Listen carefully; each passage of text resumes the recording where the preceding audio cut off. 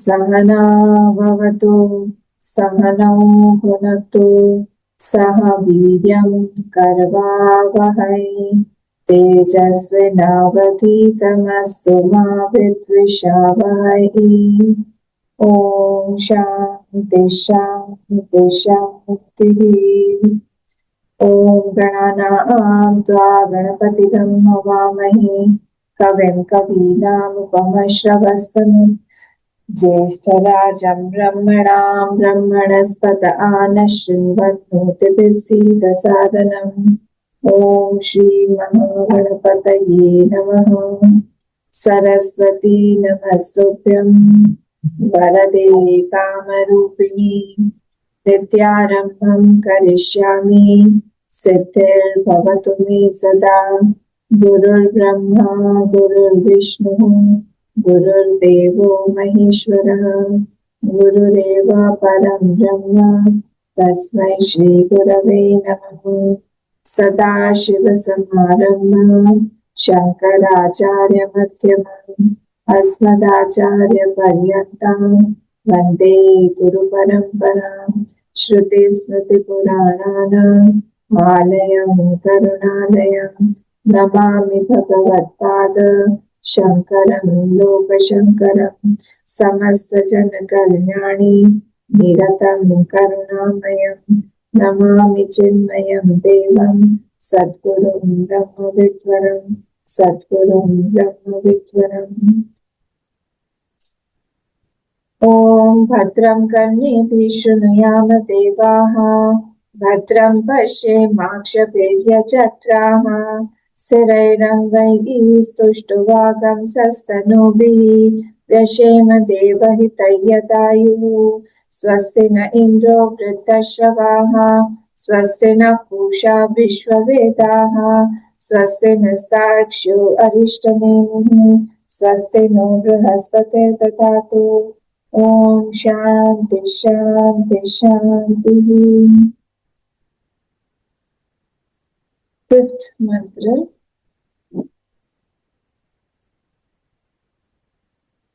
Page number 12।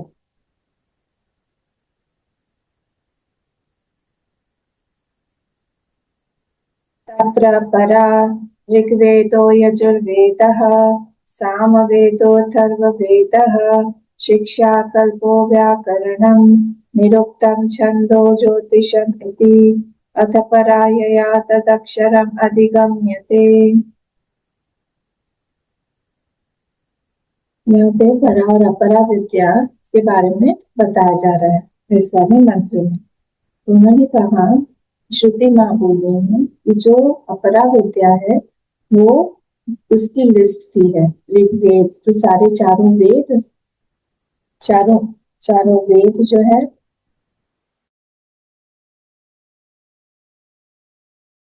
तो जो चारों वेद है वो सब, और शिक्षा कल्प व्याकरणम निरुक्तम छंद ज्योतिषम, ये सारे जो भी हैं ये सब अपरा विद्या में आते हैं। तो इतने लंबे समय में हम लोग 5000 years कैसे बोल रहे हैं? 5000 years तो कुछ है ही नहीं, चटनी या चटनी काल के वेद, इतना लंबा समय है। तो इसीलिए हमेशा हम लोग जब माने इसको मिथ ना बोले, हमको एक्सपीरियंस नहीं है इसका मतलब ये नहीं है कि वो कभी हुआ ही नहीं।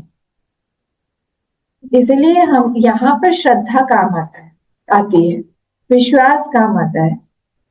इसलिए जब बोला जाता है गुरु के वाक्यों पर और शास्त्रों पर विश्वास, ये दोनों चीजों के साथ में जब हम लोग मिलके हम आगे बढ़ते हैं तभी वो नॉलेज जो है वो हमारा अपना बन पाता है,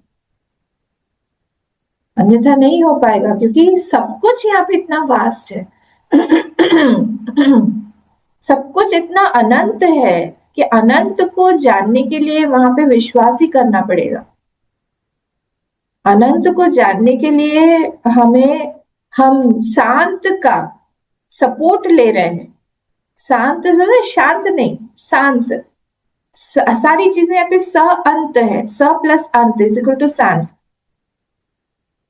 तो हम शांत का सपोर्ट लेके हम अनंत पर जा रहे हैं, वहां पर हमको विश्वास चाहिए। जैसे पोल वॉल्ट का गेम होता है, वो पोल के साथ में वो दौड़ता है दौड़ता है दौड़ता है, and he puts the pole and he rises up, and after rising he leaves that pole. तो वहां पर हम जब ऊपर उठ जाएंगे तब हम शांत को छोड़ देंगे, पर तब तक हमारा शांत का हमको सपोर्ट लगेगा जब तक हम ऊपर नहीं उठ जाते। हम ऊपर उठ रहे हैं, किस भाव से उठ रहे हैं? उस विश्वास के साथ में ही उठ रहे हैं कि ये वाला पोल मुझे ऊपर उठा देगा, बीच में से टूट नहीं जाएगा। वही सिक्स्थ प्रमाण है हमारा ये शास्त्र, जिसको ये सारी की सारी चीजें, ऋग्वेद, यजुर्वेद, सामवेद, अथर्ववेद, शिक्षा, कल्प, तो जो रिचुअल्स है, ये सारे रिचुअल्स ये इतने परफेक्ट होते हैं कि वो सब करने पर वो सामने वो देवता प्रकट हो जाएंगे, वो फल देके जाएंगे, वो बाध्य है। ये पूरा साइंस है और कुछ नहीं है। ए 1+1 इज इक्वल टू 2, तो वो 2 ही होगा। तो वैसे ही उस इन चीजों को, इस मंत्र को हम लोग करेंगे तो ये बाध्य है फल देने में। आपको याद है वो वाला स्टोरी जिसमें कर्ण जिस तरह से उत्पन्न हुए थे? उन्होंने ट्राई किया, उन्होंने सिर्फ, कुंती माँ ने सिर्फ वो मंत्र को पढ़ के देखना चाहा कि ये मंत्र काम करता है कि नहीं। पर फिर सूर्य भगवान ने क्या बोला उनको? उन्होंने कहा कि नहीं, ये मंत्र इसी का ही है और मैं बाध्य हूं तुमको पुत्र देने के लिए। ये सब कल्प है, ये सारी की सारी रिचुअल्स, परफॉर्मिंग रिचुअल्स, ये सब कि हम किस तरह से करें, अच्छे से करें कि वो परफेक्ट उसका फ्रूट आए। हाँ, फिर व्याकरण, व्याकरण मतलब क्या? किस तरह से वो वर्ड्स जो है वो बने, वर्ड बिल्डिंग। तो सारे के सारे वर्ड्स में कोई ना कोई धातु होगा।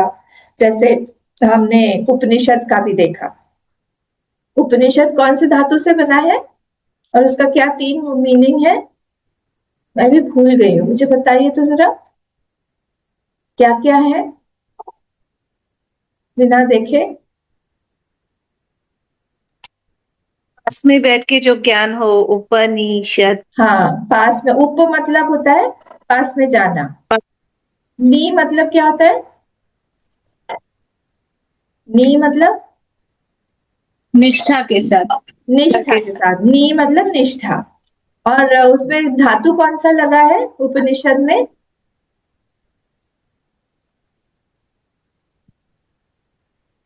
कौन सा धातु है? सद धातु। सद धातु। वेरी गुड अपर्णा, सद धातु। तो सद धातु के 3 मीनिंग कौन कौन से हैं?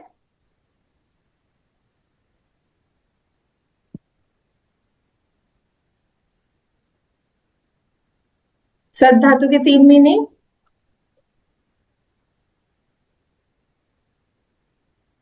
ऐसे कैसे चलेगा? भूलिए, मेरा सारा टाइम रिवीजन में ही चला जाता है, आप आगे ही नहीं बढ़ते हो। फिर आप बोलोगे कि अम्मा आप एक ही चीज में बार बार बार बार लेती रहती है, ऐसे कैसे चलेगा? सद धातु के 3 मीनिंग।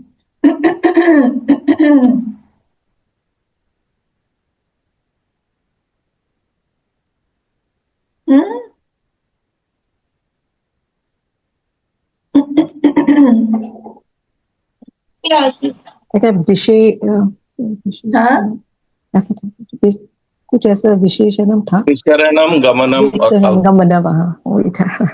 क्या था? विशरणम, विशरणम मतलब? हाँ, विशरणम गमनम। विशरणम का मतलब? इसका प्रारंभ का साथ कुछ था, तो वीकेंड ऐसे प्रारंभ का साथ। Okay, weekend, weekend. फिर गमनम मतलब कहाँ लेके जाता है? विशरणम मतलब मोक्ष का तरफ लेके जाते हैं, तरफ, ज्ञान की तरफ लेके जाते हैं। और अवसादनम मतलब डिस्ट्रॉय करते हैं, डिस्ट्रॉय कर देता है, हमारे संचित कर्मों को डिस्ट्रॉय, मत भूलिए सब। तो इसमें धातु कौन सा है? सद धातु। ये सब हमको व्याकरण में क्लियर हो। फिर हमारा नेक्स्ट आता है निरुक्त। कोई जो एटिमोलॉजी, कैसे वर्ड बना, राम वर्ड कैसे बना, कृष्ण वर्ड कैसे बना, कृष्ण धातु में क्या लगा, रम धातु में क्या लगा, अच्छा। उस तरह से ये निरुक्त बोलते हैं। छंद मतलब क्या? छंद मतलब साइंस ऑफ मीटर्स। मीटर्स है ना, जैसे गीता भी है एक मीट्रिक इसमें बनी हुई है, ठीक है, अनुष्टुप छंद में है, त्रिष्टुप छंद में है, फिर ये गायत्री छंद है, बहुत सारे छंद हैं, ऐसे पंक्ति, उष्णी, बहुत सारे छंद हैं। वो सब ज्योतिषम, ये साइंस ऑफ स्टार्स, नक्षत्र इत्यादि, कौन सा ग्रह चल रहा है, कौन सा नक्षत्र है, क्या हो रहा है, हमारा कैसे बना हुआ है, पत्रिका कैसे बनी हुई है। जन्म के समय ही परीक्षित का बता दिया था कि उनका लाइफ कैसा होने वाला है, पूरा सब डिटेल में बता दिया था कि मृत्यु भी कैसे आने वाली है। बहुत एकदम ब्रह्मा जी की तरह ये पालक बनेंगे पूरे के पूरे किंग अपने राज्य के। बहुत अच्छी पत्रिका थी उनकी, सब जैसे जन्म हुआ, अभी कुछ किया भी नहीं है, ये सब होता है ज्योतिष, पर उसके लिए एग्जैक्ट टाइम चाहिए, एग्जैक्ट टाइम।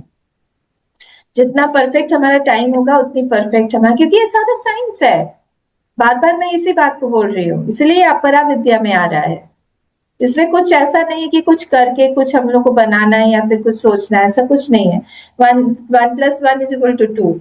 वो ग्रह अगर इस नक्षत्र में होगा, उसके पास में होगा, उसकी दृष्टि उसके ऊपर पड़ेगी तो ये फल आएगा। कौन कौन सा योग होता है, कौन कौन सा क्या क्या होता है, अरे बहुत इसमें शनि की दशा है, बहुत सारे देखिए, और सब दशाएं वगैरह ना कंटिन्यूअसली हमारे जीवन में चल रही है, कंटिन्यूअस। हम लोग जो है, हमारे जो हम लोगों ने पिछले जन्मों में हमने किया हुआ है उसके हिसाब से, और हमारे डिजायर्स हैं, पुण्य है पाप है, उस हिसाब से हमारा पूरा का पूरा सिचुएशन बना हुआ है और उसमें हम लोग आ गए हैं, और वैसा वैसा हमको फल मिलता रहेगा। ठीक है, तो ये सारे क्या थे? ये सारा अपरा विद्या था। ठीक है, तो यहाँ पे सारे वेदों को भी उन्होंने अपरा विद्या में क्यों लिया है? The words of these Vedas are taken as apara vidya. Meaning जो है, जो मीनिंग प्रमा क्रिएट हो रही है, वो परा विद्या में आएगा। जो ब्रह्मात्मैक्य भाव, जो प्रमा क्रिएट हो रही है, विद्या जो क्रिएट हो रही है, वो अपरा विद्या आएगा, सॉरी परा विद्या आएगा। बाकी ये सारा का सारा जब हम चैंट करते हैं, जब हम पढ़ रहे हैं तत्र परा ऋग्वेदो यजुर्वेदः, ये जो पढ़ रहे हैं, ये तो उपनिषद है ना, ये सब जो है अपरा विद्या का पोर्शन है। इसको पढ़ने के बाद में, इसको जानने के बाद में, जो चीज हमारे प्रमा बनेगी, हमारी बुद्धि बनेगी, वृत्ति बनेगी, प्रमा यानी बुद्धि प्रमा यानी बुद्धि, वृत्ति, थॉट, कंफ्यूज मत होइएगा इन वर्ड से। तो वो जो बनेगा, कौन सा बनेगा? जो ब्रह्म और आत्मा का ऐक्य करवाएगा, और दैट वृत्ति, दैट प्रमा इज कॉल्ड पराविद्या। ठीक है, तो हमने यहाँ तक देखा था 12th पेज पर 3rd लाइन तक, तत् वक्ष्यमाण विशेषणम अक्षरम अधिगम्यते प्राप्यते। तो अब यहाँ पे बोल रहे हैं, ये गम्य, लास्ट वाला जो लाइन फ्रेज है मेन मूलम में, अथ परा यया तत् अक्षरम अधिगम्यते, वो वाले का मीनिंग हम समझा रहे हैं। क्या बोल रहे हैं ये? अधिगम्यते मतलब प्राप्यते, अधिगम्यते यानी प्राप्यते। प्राप्यते अब कैसे बना? बोल रहे हैं अधिगम्यते में जो अधिपूर्वस्य गमे है, गम धातु है। तो ये गम धातु है, तो गमे है ये कोई वर्ड नहीं होता है, पर भगवान भाष्यकार ने यहाँ पर एक रूट लगाकर उनको बना दिया है गमी, ई धातु ई प्रत्यय लगाकर इसको बना दिया है उन्होंने गमी। और गमी का 6th केस हो जाता है गमे है। जिसको संस्कृत थोड़ा बहुत नॉलेज है तो समझ में आएगा। तो गमी को एक वर्ड बना दिया उन्होंने, नाउन बना दिया। गम तो धातु है तो वर्ब होना चाहिए, पर उन्होंने यहाँ पे उसको नाउन बना के उसको बालका बालको बालका की तरह चला दिया, और 6th केस में गमे है आता है वर्ड। तो उसमें अगर हम अधि लगा देते हैं, अधि पूर्वस्य, अधिगम्यते वर्ड है ना, क्योंकि मेन मूलम में, मैं बुक लेके आओ। तो अधिगम्य, तो अधि जो है, अधि जब हमने लगा दिया वहां पे, तो अधि पूर्वस्य गमे है प्रायशः प्राप्त्यर्थत्वत्। तो जब हम लोग उसका मीनिंग देखिए पूरा चेंज हो जाता है। बोल रहे हैं भगवान भाष्यकार, जब गम्य धातु में अधि लग जाता है तो उसका मीनिंग जाना नहीं होता है, उसका मीनिंग होता है प्राप्त करना। गम धातु, गम गच्छ धातु बोलते हैं ना, गच्छामि गच्छाव गच्छाम, तो गम धातु है। गच्छसि गच्छतः गच्छत गच्छति गच्छतः गच्छन्ति, तो गम गच्छ धातु है ना। तो गम में गम में अगर अधि लगा देते हैं हम लोग, तो अधि लगाने से वो प्राप्यते के अर्थ में होता है, जाने के अर्थ में नहीं होता है। हमको कुछ प्राप्त हो रहा है, नॉलेज, उसके अर्थ में होता है। समझ में आया? किसको किसको नहीं समझ में आया फिर से समझाऊंगी।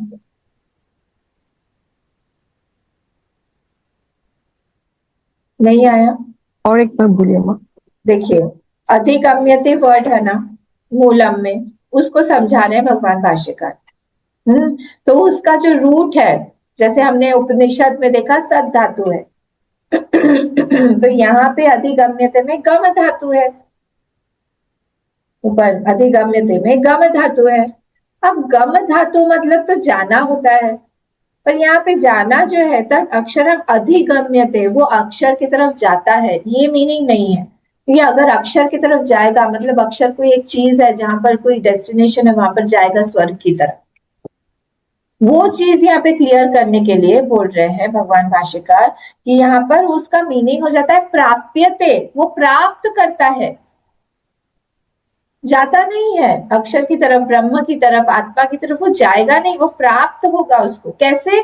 बोलते हैं कि जो गम धातु है उसमें अगर हम अधि शब्द लगा देते हैं, प्रत्यय उपसर्ग लगा देते हैं, तो वो प्राप्ति के अर्थ में वर्ड यूज होता है।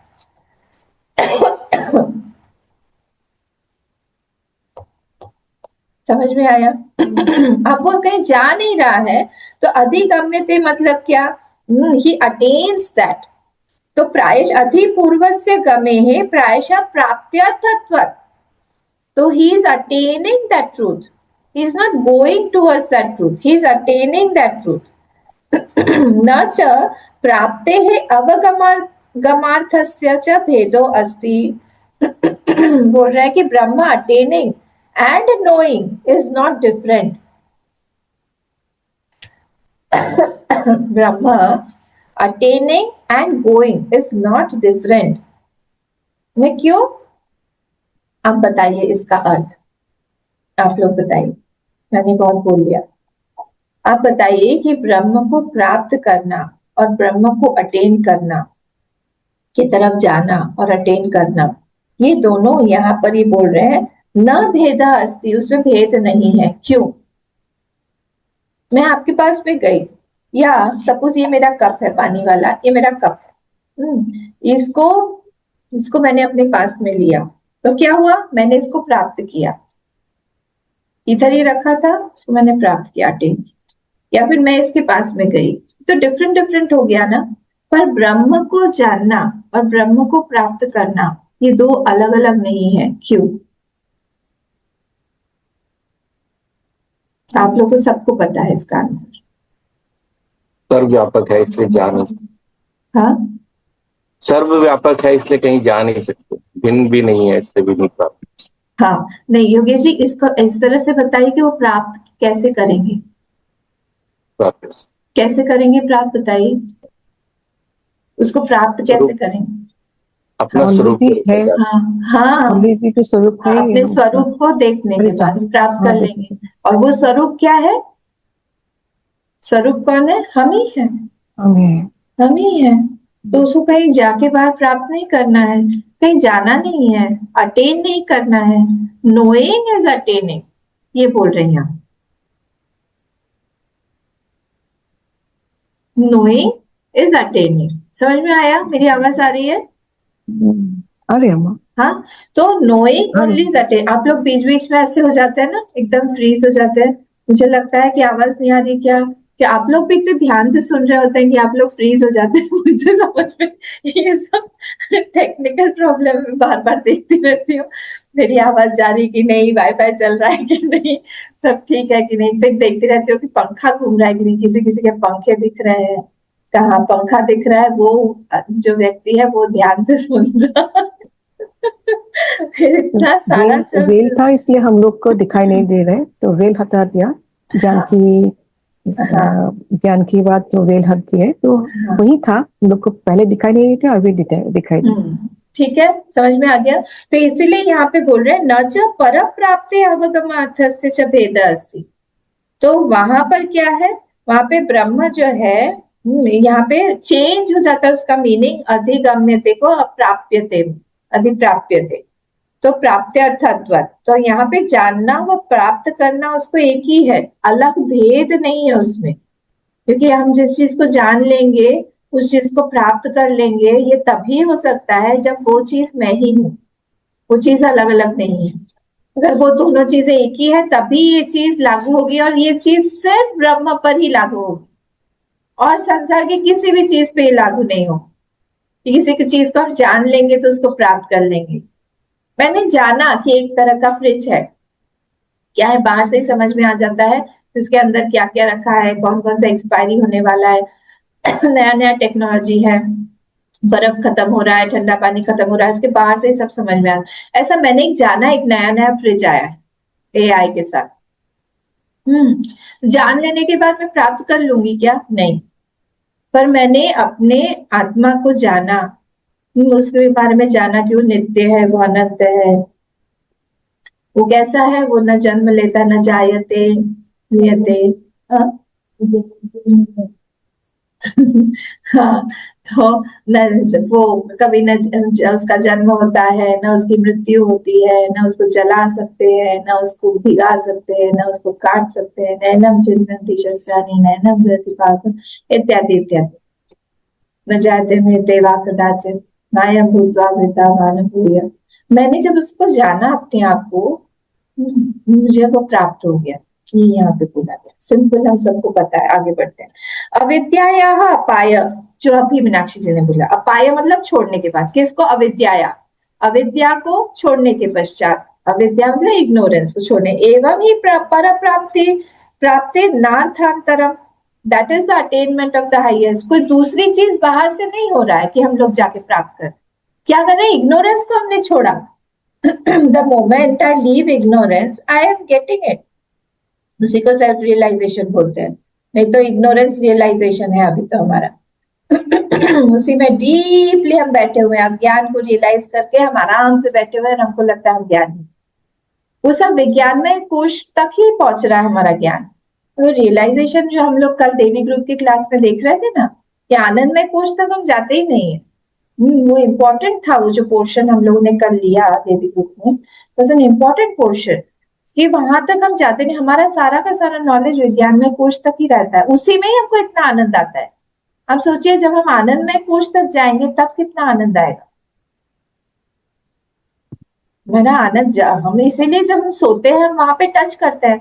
पर ये भी एक इम्पोर्टेंट बात है कि जब हम सोते हैं तभी भी अविद्या रानी, महारानी हमारे साथ में है।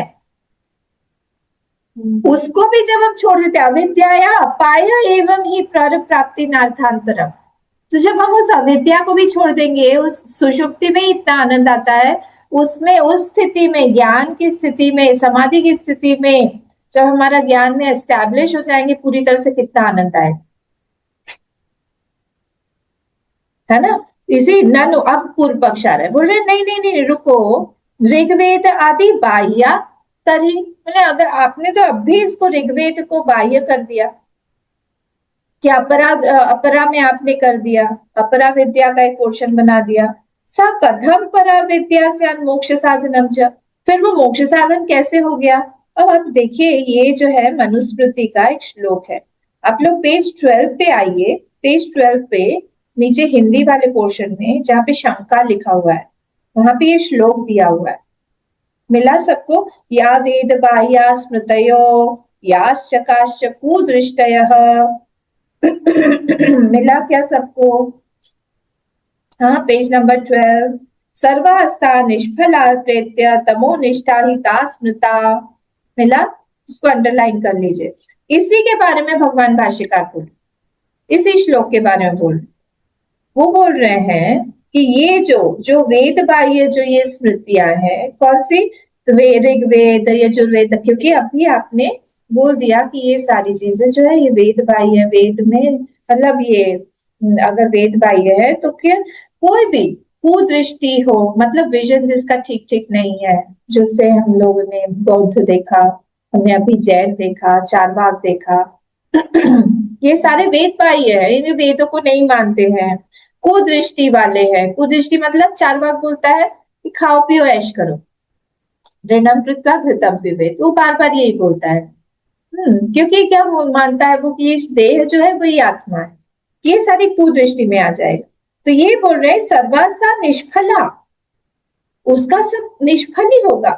कि अगर हम लोग प्रिंसिपल को नहीं मानते हैं, कोई भी फैक्ट है, नोशन है, प्रिंसिपल है, उसको हम नहीं मानते, इसका मतलब ये नहीं है कि वो फल नहीं देगा।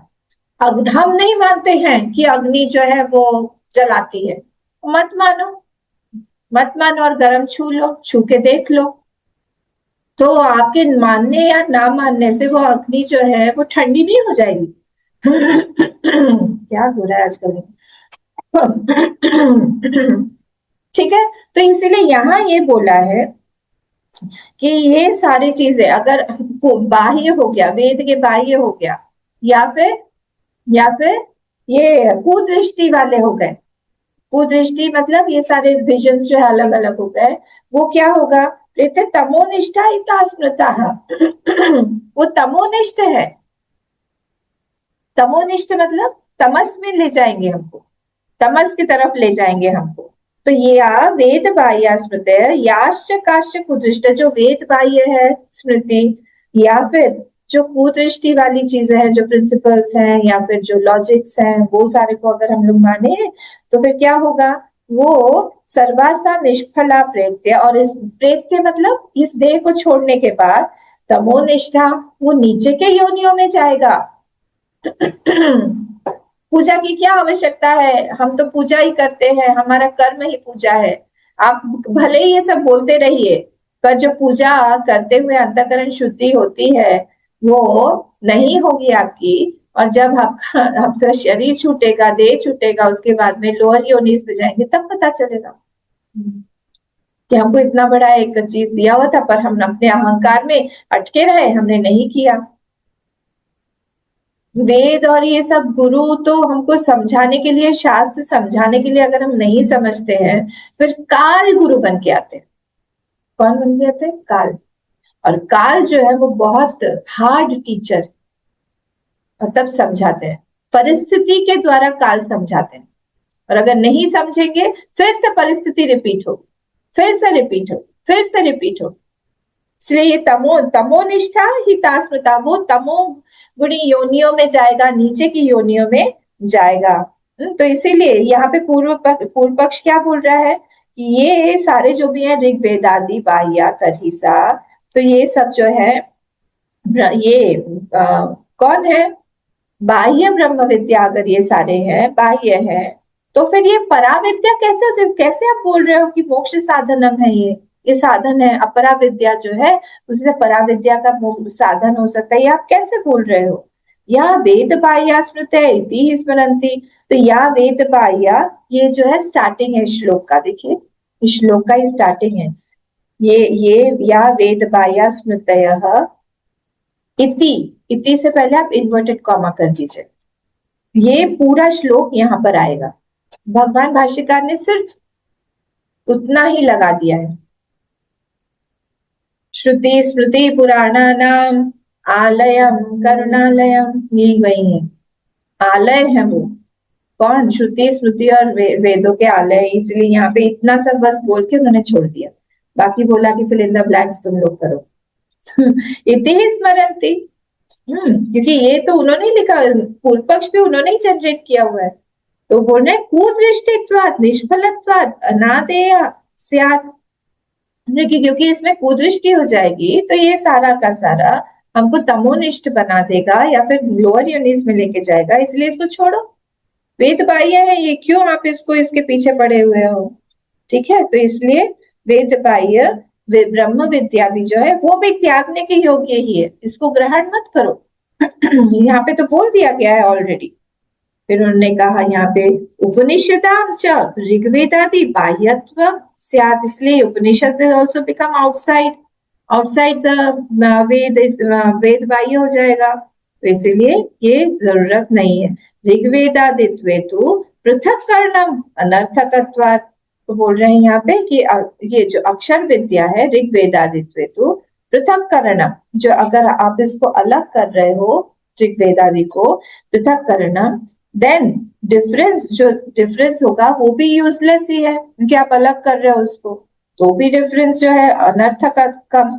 अथ परा इति, अब जो है परा इति विद्या जो परा है वो अलग है और ये अलग है। आंसर बोल रहे हैं भगवान भाष्यकार, न ऐसा नहीं है। क्या है इसका आंसर? आज हमारा 840 हो गया है, हम लोग कल इसको देखेंगे और डिटेल में, पर ये थोड़ा सा ही है, ज्यादा नहीं है, इसको देख के हम लोग आगे बढ़ेंगे। और नेक्स्ट वाला श्लोक जो है वो भी याद करना है, 6th वाला, ठीक है। यद्रेशम अग्राह्यम अगोत्रम अवर्णम अचक्षुश्रोत्रम तदपाणिपादम नित्यम विभुम सर्वगतम सुसूक्ष्मम तदव्ययम यद्भूतयोनिम परिपश्यन्ति धीराः। ये मोस्ट इम्पोर्टेंट मंत्र में से एक मंत्र है, ठीक है। फर्स्ट वाला भी याद करना है एंड 6th वाला, जिसने फर्स्ट कर लिया वो 6 करेंगे, जिन्होंने फर्स्ट नहीं किया वो फर्स्ट एंड 6 करेंगे, ठीक है। ओम पूर्णमदः पूर्णात् पूर्णमुदच्यते पूर्णस्य पूर्णमादाय पूर्णमेवावशिष्यते। ओम शांति शांति शांति। हरि ओम। श्री गुरुभ्यो नमः।